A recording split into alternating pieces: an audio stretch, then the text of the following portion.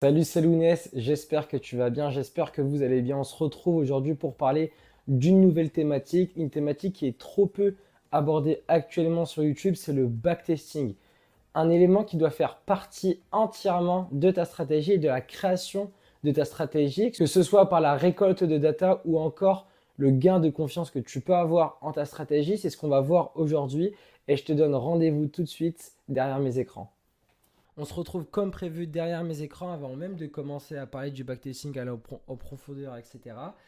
Je t'invite à aller en description, tu trouveras un petit lien sur lequel tu pourras récupérer un fichier de backtesting donc qui sera approfondi et plus approfondi que FX Replay. Je vais te parler également d'FX Replay un peu plus tard, mais tu pourras créer tes propres data depuis TradingView et également les complémenter à FX Replay et aux data d'FX Replay. Donc c'est littéralement un fichier en or et clairement une source en or pour créer une stratégie en béton et une stratégie parfaite. Donc voilà, je t'invite juste à aller en description et tu trouveras normalement en premier lien le petit fichier à récupérer.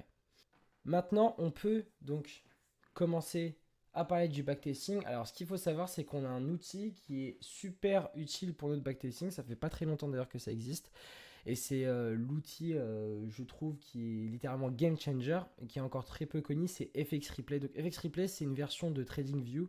C'est comme TradingView, mais en fait fait exprès pour le backtesting. Donc tu as littéralement plein de data, plein de choses super cool à exploiter sur ta stratégie, sur la création de ta stratégie. Donc on va commencer par un petit tuto premièrement. Ok, donc tu as le backtesting et le dashboard. On commence par le dashboard. Je t'invite à create session, donc tu crées ta session. Hop. Je t'invite également à mettre une somme qui est représentative et claire. Donc, ne trade pas avec des sommes type 95 480, etc. Parce que ça va être super relou pour les calculs et c'est moins représentatif. Tu choisis la paire que tu souhaites. En l'occurrence, moi, je prends l'euro USD. Ok. Tu choisis une durée de temps. Donc, par exemple, juillet, on va dire, je sais pas moi. Hop. Du 1er janvier au 24 juillet. Hop, et ensuite, tu save. T'as ton donc, tu as ton fichier enfin, t'as ton graphique de backtesting sur lequel tu peux déjà commencer. Ok, tu auras juste appuyé ici. Moi, c'est déjà fait, mais tu auras juste appuyé ici. Save layout. Comme ça pourra enregistrer en fait tes modifications. Et quand tu reviendras sur le graphique, tu auras encore les modifications que tu as déjà fait. Pardon.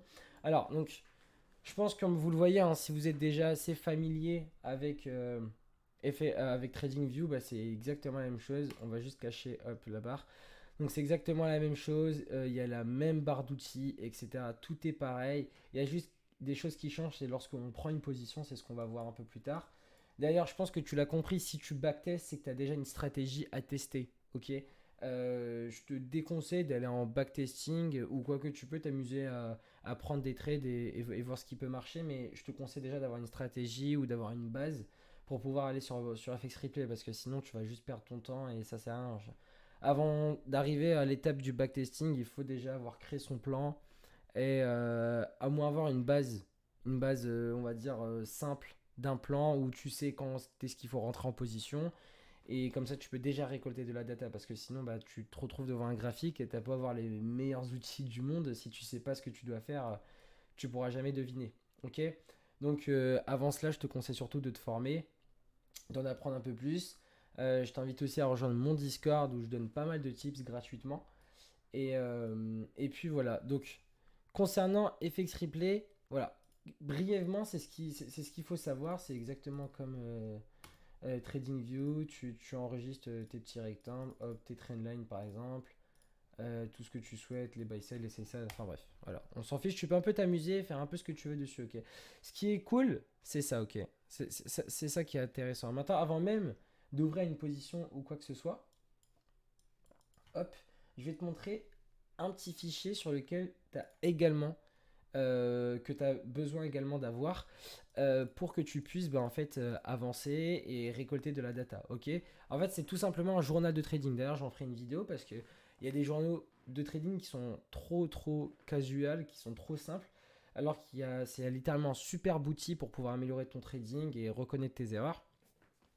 Et donc voilà, et d'ailleurs c'est la raison pour laquelle je t'ai dit qu'il te fallait avant ça un semblant de stratégie, parce qu'il va falloir que tu remplisses cela avant de commencer à trader. Ok. Donc si par exemple tu as un setup 1, donc c'est, on va mettre un exemple bidon, mais pour que ça parle à tout le monde, on va dire rebond sur 3 résistances, par exemple. Enfin, 3 rebonds, hop, 3 rebonds sur résistance, par exemple, hop, égale trade. Ok. Donc tu sais que ton premier setup que tu vas trader, c'est 3 rebonds sur une résistance. Ok. Maintenant, j'ai pris ça parce que c'est ce qui parle, on va dire, à la majorité des gens. C'est vraiment le basique, basique, basique. Vu que je suis pas encore rentré en détail dans plein de termes techniques, etc., je préfère pour l'instant ne pas compliquer la chose. Surtout que le but, c'est surtout de comprendre le backtesting, comment est-ce qu'on va l'utiliser nous en tant que trader, parce que malheureusement, le backtesting peut parfois être une énorme perte de temps en fait si tu récoltes pas assez, enfin si tu récoltes pas correctement tes datas, tu vas justement te perdre et tu vas en fait juste foirer ta stratégie, la création de ta stratégie. Et une fois que tu seras sur le marché réel, le temps que tu aies des opportunités, etc., le temps que tu te rendes compte que ta stratégie est manquée et que c'est de la merde, mais il faut que tu recommences tout le backtesting, etc., etc. Donc quitte à le faire, il faut le faire correctement, ok. Maintenant, c'est une étape obligatoire dans la création de ta stratégie, ok. Ok, donc on part du principe que ton premier setup, c'est 3 rebonds sur la résistance. Monnaie, risque management, tu prends du 1% par trade. Stratégie psychologique, on y reviendra plus tard. Règle à ne pas faire, je sais pas, c'est ne pas trader le lundi par exemple. Ok, parce que le peu de trade que tu as pris le lundi, ça marchait pas. Ok. Encore ça, c'est une data que tu pourras pas récolter dès le début. Ok, je pense que je te conseille de trader le lundi et tout. Mais voilà, on va partir du principe qu'il faut pas trader le lundi. Ok. Donc maintenant que tu as cela, hop, on va prendre donc, on est le 1er janvier 2024. Très bien. Donc c'est exactement comme un journal de trading. Hop, tu vas sauter un peu, janvier. Hop, ok. Donc là, tu avances. Hop là, donc tu avances ton graphe. C'est exactement comme quelque chose enfin, c'est comme quand tu backtest en fait sur TradingView. Il n'y a absolument rien qui change. Ok, on va essayer de trouver ce qui correspondait un petit peu entre guillemets à notre plan du début.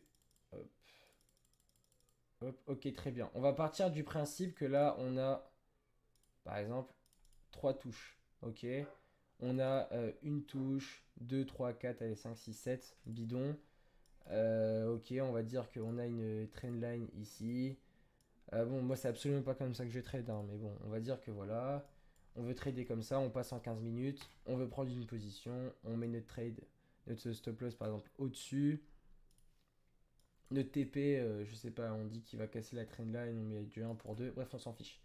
Le plus important, c'est surtout d'exécuter l'ordre. Ok. Donc ici, une fois qu'on a placé donc notre risque ratio, on va cliquer dessus, on va mettre place order. Ok. Il me semble que vous l'aurez en français, donc ça va être placé un ordre. Donc je vous conseille de trader tout le temps avec des chiffres, enfin avec des pourcentages également ronds, donc du 50 ou du 1%, etc. Ensuite, au fur et à mesure de ta stratégie, bah, tu aviseras. Je te conseille d'aller sur du 1%. Ok, donc le take profit et le stop loss qui est super, c'est que tout se met automatiquement. Tu as juste à cliquer sur save. Je te conseille pas de le mettre en journal parce que je trouve que prendre l'habitude de faire toi-même ton journal, c'est beaucoup mieux que avoir un journal automatique. Ok. Et donc là, hop, tu as ta position qui est ouverte. Ton stop loss, si par exemple ta position commence à se confirmer, tu peux move ton stop loss. Ok, donc tu peux le mettre en break-even, en profit, etc. Ok. Pareil, ton take profit, si tu souhaites le changer, tu peux également, tu peux le baisser, etc. Ok. Donc on va avancer par exemple le graphe. Hop, ok, très bien. Donc là, en l'occurrence, on sera en profit. Donc, si, partons du principe que dans ta stratégie, tu souhaites te mettre en break-even, tu te mets en break-even. Hop là, là tu sais, tu vois également tes profits latents, donc tu es à 1340 dollars de profit. Tu peux également cacher ta balance si ça te perturbe, entre guillemets. Hop, et par exemple, si on prend le TP, j'aimerais bien juste qu'on prenne un TP ou un BE. Très bien, donc là en l'occurrence, on aurait pris du 1 pour D02, ok. Qu'est-ce qu'on va faire ici? En l'occurrence, ça va pas réellement nous intéresser, sauf si vous voulez réellement mettre la date, etc. Bah, qu'est-ce qu'on va faire? Hop, on va venir ici. Donc, 1er janvier, par exemple. Hop, on va prendre notre position. Donc si on s'est positionné sur du M15 et qu'on a regardé notre graphique en H4, qu'est-ce qu'on va faire? Boum. On va copier le lien, le coller et prendre en 15 minutes notre position. Donc, on va se concentrer sur le point d'entrée, c'est ce qui est important. Hop, copy link. Hop là. Maintenant, ce qui est intéressant sur cette position, c'est que c'est un TP. Ok. Donc, si c'est un TP, c'est qu'il y a possibilité. Qu'est-ce qu'un TP finalement? Un take profit, c'est la probabilité qu'une chose se passe sur une autre et sur un grand échantillon de trades. Donc, tu peux avoir souvent des TP ou pas. Mais voilà, on va dire donc possibilité de hedge. Ok. Maintenant, ce qui va être intéressant, pas possibilité d'edge, qu'est-ce que je raconte? Possibilité de edge, comme ça. Hop. Donc une edge, c'est une opportunité, ok? C'est un avantage, entre guillemets, c'est un avantage que tu as sur le marché. Donc tu sais que quand tu as par exemple 3 rebonds sur une résistance et tu as une trendline qui peut se casser, tu as de grandes chances de TP. D'accord, je dis de la merde, hein, mais le plus important c'est le fond, pas la forme, ok? Donc maintenant que tu as ce TP là, très bien, donc tu as récolté cette data, tu sais qu'ici c'est un TP. Super. Tu vas continuer à trade. Ok. Je pense que tu commences à voir où je veux en venir. Donc, setup, on va en ajouter un par exemple. Setup numéro 1, c'est résistance. Setup numéro 2, 3 rebonds sur support. Égal trade. Ok. Hop. Donc, tu vas attendre, par exemple, 3 rebonds. Ok. Ok. Hop. On va considérer ça, par exemple. Même si pour moi, il y a de grandes chances que le truc ne tient pas. Tant pis. Donc ça, on va considérer ça par exemple comme un support. Très bien, on a une touche, deux touches, trois touches. Super. On va faire quoi? On va vouloir se positionner ici en M15, par exemple. On met notre SL en dessous et on target, j'en sais rien moi, on target le prochain high. Ok, très bien. On place notre ordre, exactement la même chose. On refait la même chose. Ok. Hop, hop, hop. On fait passer le trade. Très bien. Donc là, on se met par exemple en break-even. Hop. Ok, super. Donc on a une nouvelle fois TP. Bon, c'est surtout beaucoup de chance, hein. Ne pensez pas qu'ici, il y a quelque chose de pertinent. Ok, très bien. Donc 2 février, on le note une nouvelle fois. Hop. Donc on écrit février. 2 février. Hop là. Résulte. Donc TP. Par exemple, on écrit 2R. Ici, vous pouvez également écrire ce que vous avez pris. 2R. Hop là, possibilité de hedge. Qu'est-ce qu'on fait? On refait la même chose. Hop, on reprend notre photo. On prend notre M15. On copie et on colle. Très bien. Ok. Donc je pense que vous commencez à comprendre petit à petit là où je vais en venir. Ce qui va être intéressant, c'est qu'avec un début de trading plan, d'accord, vous allez pouvoir petit à petit récolter de la data. Donc là, on a par exemple 2 TP. Ok, très bien, on va pouvoir avancer. Ce que je vous conseille de faire, c'est de ne pas trader sur 1 ou 2 mois. C'est que je vous conseille au minimum, parce que c'est pas forcément une durée qui est importante, c'est surtout un nombre de trades qui est important. Je vous conseille au minimum, franchement, d'avoir 80 trades, 80, 90, voire une centaine de trades pour vraiment avoir confiance en votre stratégie, si vous êtes rentable ou pas, et de bien surtout derrière, justement prendre à chaque fois le journal, de bien tout noter, etc., etc., parce que c'est extrêmement important et c'est ça qui va vous permettre finalement de repérer vos erreurs, de les améliorer, de les corriger et de reback-tester. D'ailleurs, si on voit le nom ici de mon fichier Word, c'est écrit stratégie V1. Ok.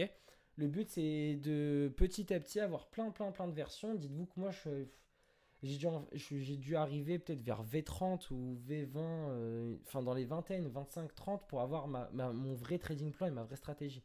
Ok.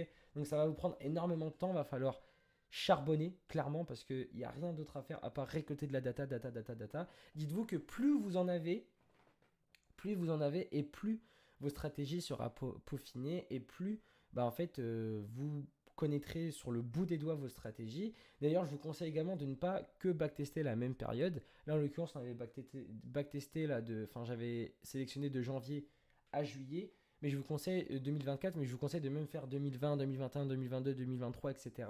Parce que le trading a certaines saisonnalités. Donc parfois, votre stratégie va un petit peu moins fonctionner, etc. Et vous pourrez également l'ajuster selon les périodes. Donc c'est important de réellement connaître vos stratégies sur le bout des doigts.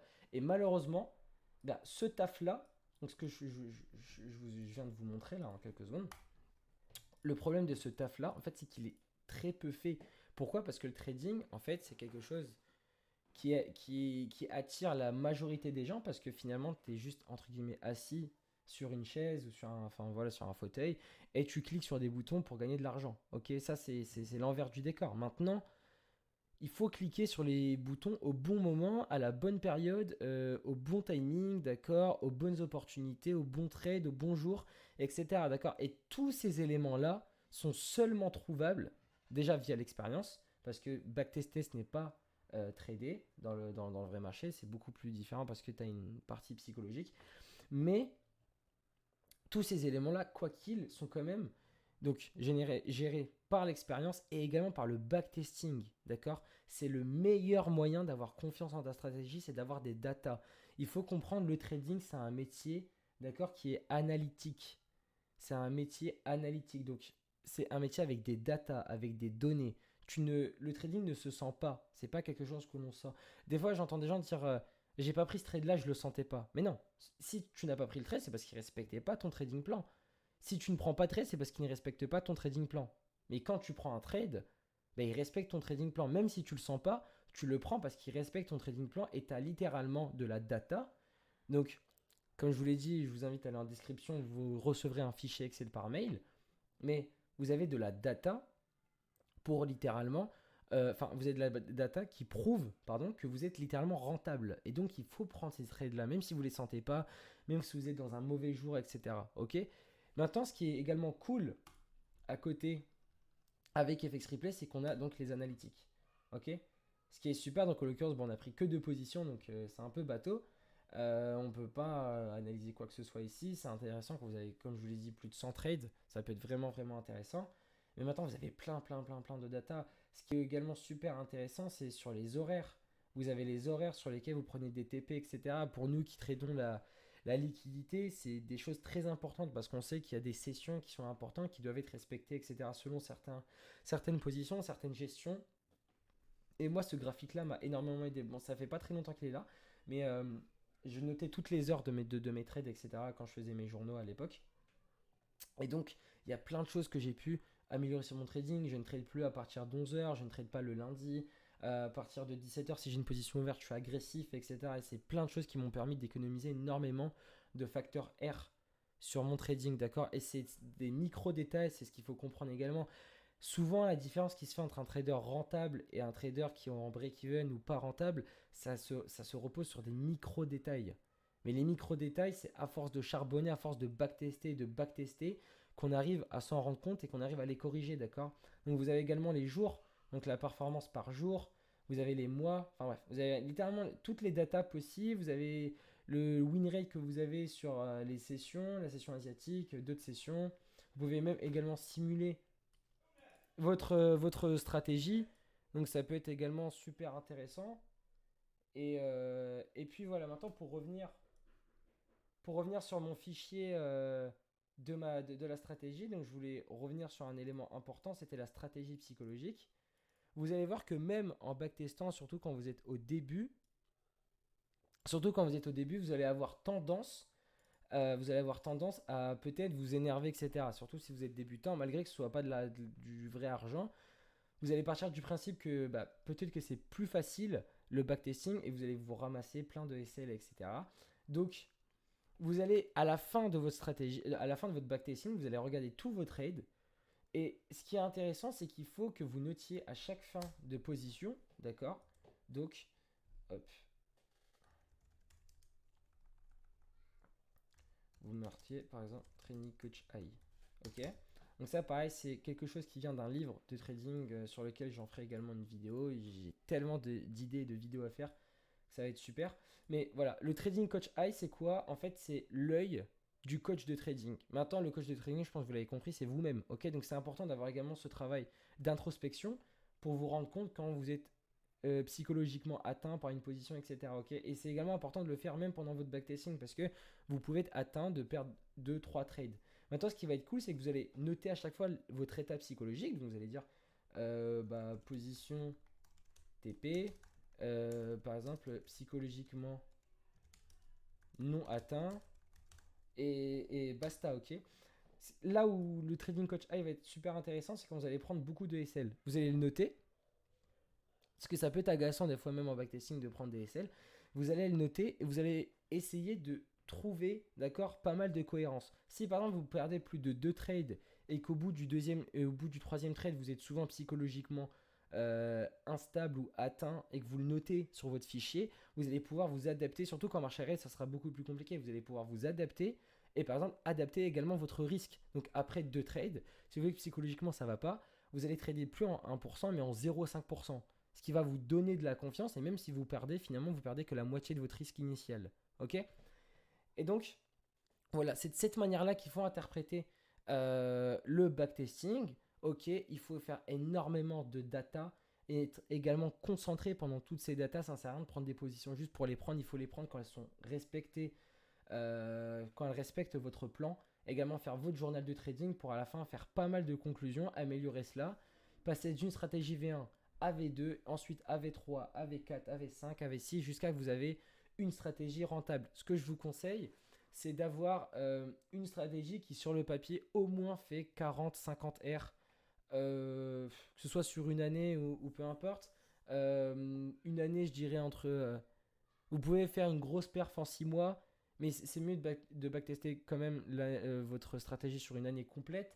Si vous faites 40-50 R, c'est déjà très bien parce que on va dire 40 R sur le marché réel. Si vous avez vraiment une psychologie très atteinte, vous allez peut-être faire la moitié, donc peut-être 20 R, ok, avec le temps, hein. Mais également 20 R. Également concernant votre backtesting, donc sur les datas, on va y revenir. Donc, concernant le win rate, il y a des choses également qui sont importantes à voir. C'est que si vous avez un win rate qui est trop faible, d'accord, c'est très néfaste pour votre trading. Si vous avez un win rate, à mon sens, maintenant ça dépend de chacun, d'accord, et d'où l'importance de backtester parce que finalement, vous allez peut-être être rentable. Comme je ne sais pas si vous vous comparez à un de vos amis qui est peut-être trader, il a peut-être 50% de win rate et il fait autant de R que vous. Ok, il fait autant de facteurs R, il fait autant de résultats que vous, qui vous n'avez que 20%. Maintenant, sur le marché réel, il faut savoir que 50% de win rate, c'est une position sur deux gagnante. Alors que 20%, c'est qu'une position sur 5 qui est gagnante. Donc, se manger 4 SL, 4 stop loss ou 4 pertes, même avec des SL, on va dire, inférieurs à votre risque plein, est-ce que psychologiquement, pardon, vous allez être capable de prendre le cinquième trade qui lui va vous TP? Vous voyez. Euh, ça, c'est des choses qui également sont différentes et c'est pour ça que c'est important de backtester et ensuite de tester également vos stratégies en réel, de revenir en backtesting si ça ne va pas, etc., etc. Maintenant, moi, de mon expérience et même des personnes que je rencontre, c'est vrai qu'avoir un win rate faible, donc avoir moins de 30%, euh, c'est quand même très compliqué à appliquer sur le long terme, je pense. Ok.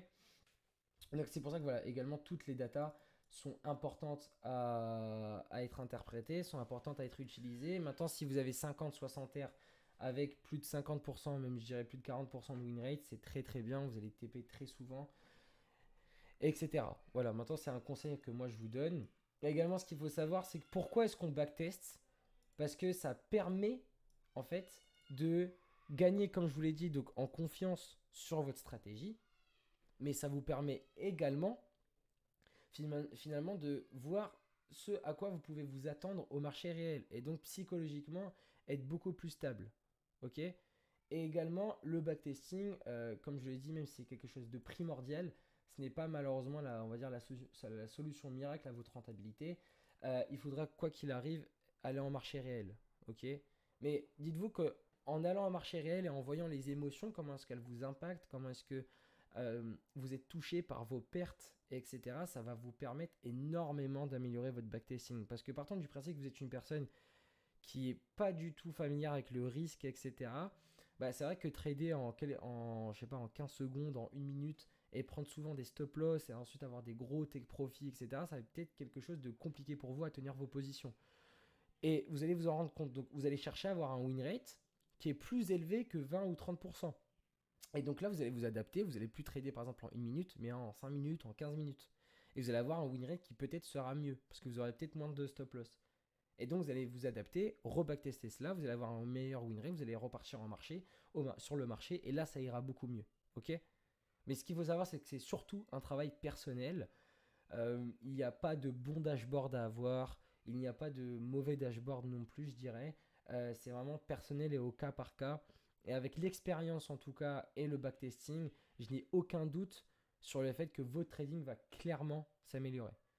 Donc je pense que je suis arrivé à la fin de cette vidéo. J'espère qu'elle vous a plu. Je vous invite à vous abonner comme d'habitude, à rejoindre mon Discord qui est gratuit en description et également à avoir le fichier de backtesting gratuit qui sera en complément aux data d'FX Replay et vous aurez littéralement tous les outils pour pouvoir exploser le marché et surtout avoir une excellente stratégie. Je vous dis à très très vite.